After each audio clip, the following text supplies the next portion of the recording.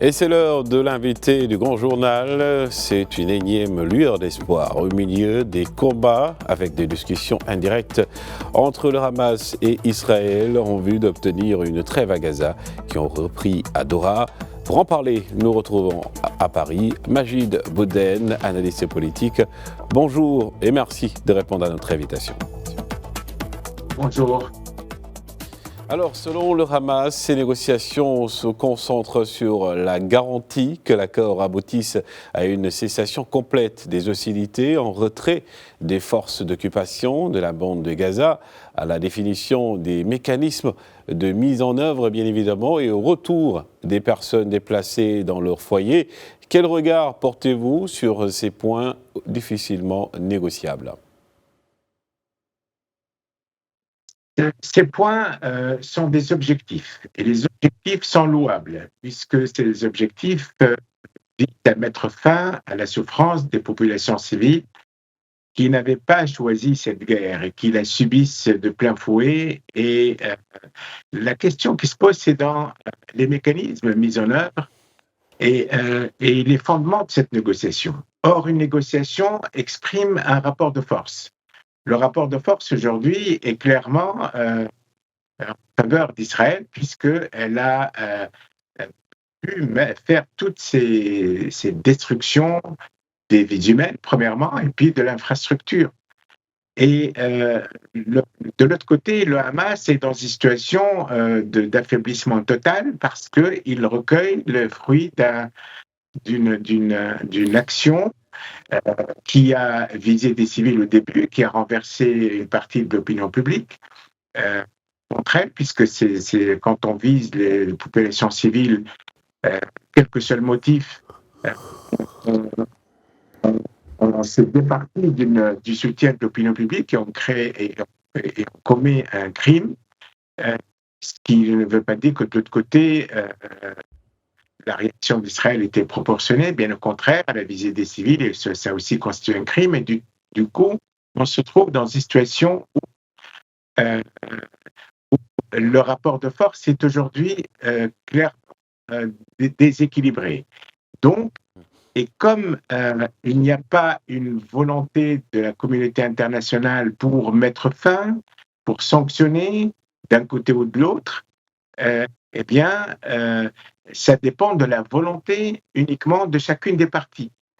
Or, la volonté aujourd'hui est de terminer, d'affaiblir l'autre partie au maximum. Et c'est pour ça qu'il y a peu d'espoir pour que ça réussisse. Alors, ça ne veut pas dire que l'horizon est bouché. Et dans cette optique, de nouvelles négociations indirectes en décembre à Doha avaient donc ravivé les espoirs d'un cessez-le-feu associé à une libération d'otages. Mais le Hamas et Israël s'étaient une nouvelle fois accusés mutuellement de les enrayer. Pourrait-on donc cette fois-ci éviter le blocage ? Justement, ces accusations sont des prétextes. Et toujours quand une ou l'autre ou les deux parties veulent aller jusqu'au bout de leur logique, ils créent ces blocages, ils inventent ces blocages et puis ils accusent l'autre partie d'être responsable de ces blocages. En réalité, chacune des parties veut aller jusqu'au bout de sa logique et il n'y a pas une véritable motivation pour réussir ces négociations. C'est là où la communauté internationale doit intervenir, elle doit peser. Aujourd'hui, les États-Unis sont dans une sorte d'interrègne et donc la pression n'est pas suffisante pour amener à un cessez-le-feu durable. Mais il est probable que dans quelques jours, quand la nouvelle administration élue va s'installer, elle va clairement exprimer sa politique. Il y a maintenant une question de pratiquement 2 semaines. Et là, on verra les négociations prendre une tournure beaucoup plus efficace. Justement, donc, c'est pas... Justement, par rapport à ça, en dépit d'efforts diplomatiques intenses menés sous l'égide du Qatar, de l'Égypte et des États-Unis, aucune trêve n'a pu être conclue à Gaza depuis celle d'une semaine intervenue fin novembre 2023. Comment expliquer cet échec selon vous? Cet échec, c'est un échec qui est parce que les États-Unis ne pèsent pas suffisamment. Maintenant, quand on a une administration sortante, elle n'a plus beaucoup de poids, malgré les promesses, etc. Mais, mais il faut attendre la nouvelle administration. Et dans 15 jours, la nouvelle administration a l'obligation de réussir. Il faut qu'elle mette fin à cela et imposer un cessez-le-feu. Peu importe la solution politique qui va venir après, mais de toute façon, aujourd'hui, il y a un besoin urgent pour libérer les otages et surtout pour mettre fin au massacre des civils qui sont des victimes innocentes. Et donc, dans les deux camps, il y a besoin de régler ce problème au moins par un cessez-le-feu. Et par rapport à ça, M. Boudenne, l'une des principales pommes de discorde dans les négociations est l'instauration d'un cessez-le-feu durable. Quelles sont également, selon vous, les chances d'aboutir à un accord sur ce point précis?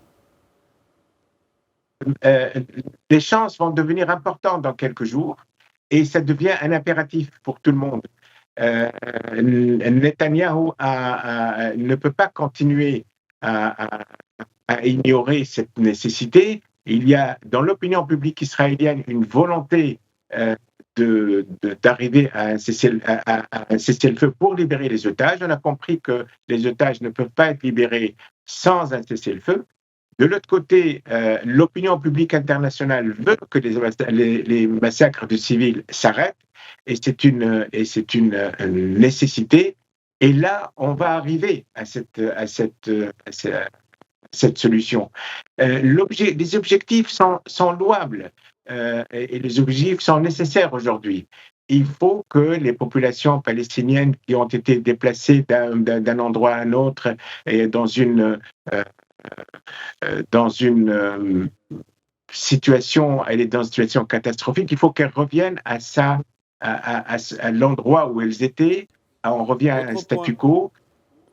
Et autre point d'achoppement d'ailleurs par rapport à votre intervention très rapidement, donc la gouvernance de Gaza après la guerre qui reste très controversée, Israël a déclaré à plusieurs reprises qu'il ne permettrait pas au Hamas de diriger à nouveau la bande de Gaza.